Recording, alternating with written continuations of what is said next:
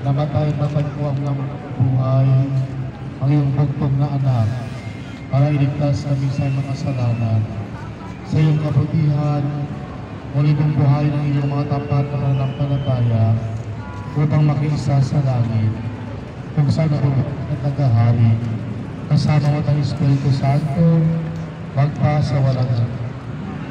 Sumayon mo ang Panginoon. Manalangin kayo mga kapatid, at pagpalain nyo na pagpapalain natin kalugdan ng Diyos sa mga makapangyarihan. Sa kapinawa ng Panginoon, itong pagkakain sa iyo sa kabutihan niya sa ating kapakinabangan at sa buong sambayan. Ama naming lumikha, pagkamutan at tagapin ng aming handog para sa pag-isang dibdib ni namin sa hati.